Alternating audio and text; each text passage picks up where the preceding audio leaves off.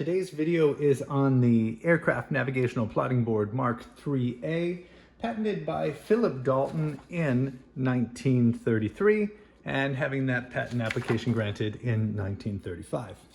Now, where we left off, we were looking at Dalton's Mark VIII flight computer, and something that we noted was that the back of the device did not have a wind solution. And so the Mark IIIA is that wind solution, and it is a very big wind solution. This is a giant plotting board, and it is quite capable of not only plotting the aviation wind triangle, but also much more. So in this video, we're just gonna focus on the vector drawings, and we'll take another video in order to look at the other capabilities here. So in the patent, Dalton mentions, in some cases, it's desirable for the pilot to keep one hand on the controls and to do all navigational plotting with the other hand. Yes, I agree. And he goes on to say the traditional parallel rulers and dividers for plotting on navigation charts are too cumbersome and too easily lost in the open cockpit of military airplanes. So what Dalton was doing here was coming up with a giant drawing board. And in order to get a feel for the problems he was trying to solve, what we'll do today is we'll actually use those old methods to draw the aviation wind triangle. And then we'll do the same problem here on the plotting board, and we'll see just how much easier it became. So let's jump into this problem. It's written right here. So wind 220 at 30 knots, true airspeed of 130 knots, true course of north. And what we want to find is the ground speed and the true heading. Again, we'll do this on paper, then we'll do it on the plotting board. So the first thing that we have to do is we have to plot our wind from 220 at 30. So because of the size of this, this plot, we won't be able to fit the whole vector on there. We'll have to cut it in half. So rather than plotting a distance of 30, what I'm going to plot here is a distance of 15. So I pick a distance of 15 there.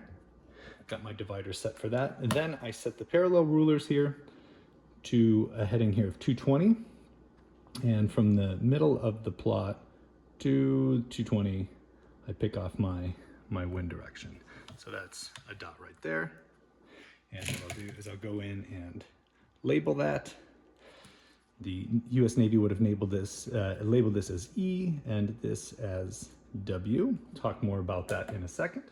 Now the next thing to do is to plot an indefinite line in the direction of our true course. So that's going to be north. So I'll set the parallel rulers here so that they go from north to south, and then I'll slide them over till we find our line E, and then what I'll do is I'll just plot a line of indefinite length up to the top of the plotting sheet. So that's another line. And then the last line that we would have to do would be an arc for our true airspeed of 130 knots. So 130 divided by 2 gives us a length of 65. So I'm just picking off a distance of 65 here. And then what I need to do is I need to swing this as an arc until I hit my true course line, which is right here. And then what I'll do is I will plop in my line there. Actually lost that. See, look how complicated this can be. Two-hand operations, and there we go. So this is what the Navy would call the Mark P and W. And just to draw this all in so that it's easier to see, we'll go ahead and draw on these lines. And when we draw that line, we can see the true heading that's required here. I'll bring it up to the camera a little closer. We would require a heading of 351, so a wind correction angle of 9 degrees to the left. So that's one question here. What's our true heading need to be? 351. And our ground speed is going to be the length of the vector E to P. And so we could do that two ways. We could just sort of add up what's there, or we could take our dividers, set them to that distance, E to P, and then hold them here along the scale. So from here to here is 60,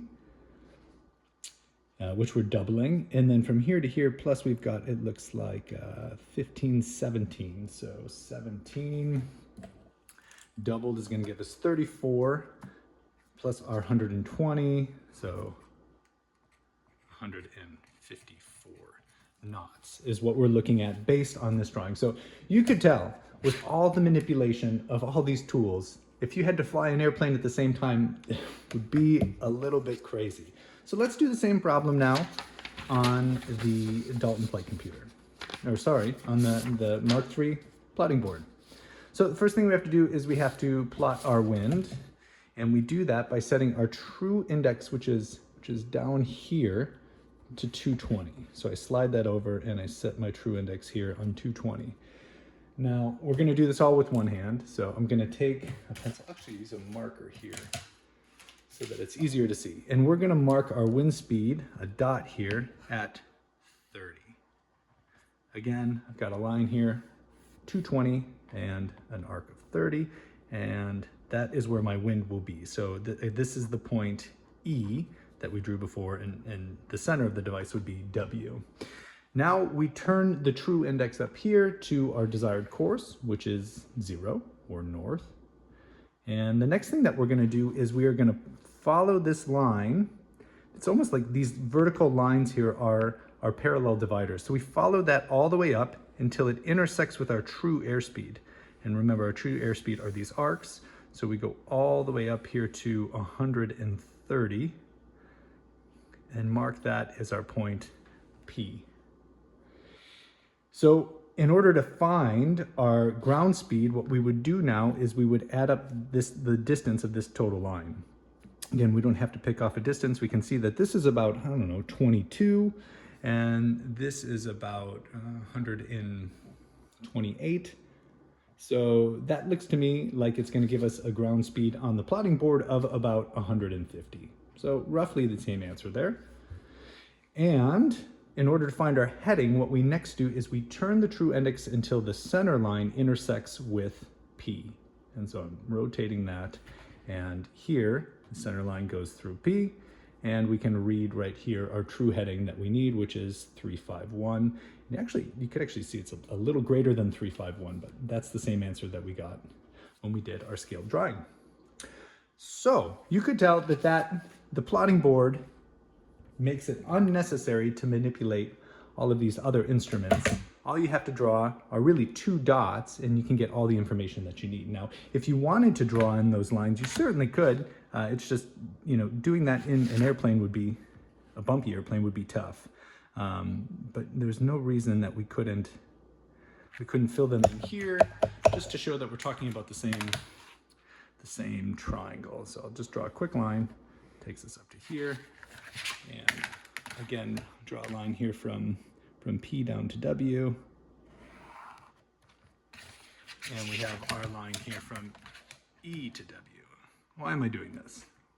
Well, we've got our aviation wind triangle here. And what I just wanted to point out, well, first of all, it's the same triangle that we drew here, just at a different scale. So they should look familiar.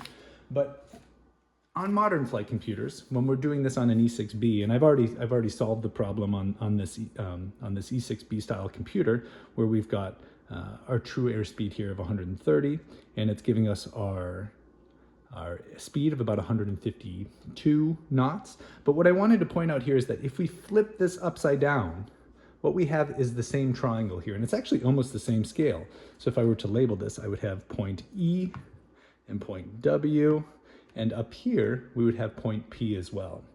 So you could see in this early sort of first iteration of how we're going to solve these problems in single seat airplanes for navigating, you can see already start to see where the E6B, or the ideas for the E6B was coming along. So that's all for this video the first video on the Mark IIIA plotting board. And in the next video, we'll take a look at how we can actually plot positions and find course lines and distances between positions on the plotting board itself. So if you're interested in that, check out the next video, and thanks for watching.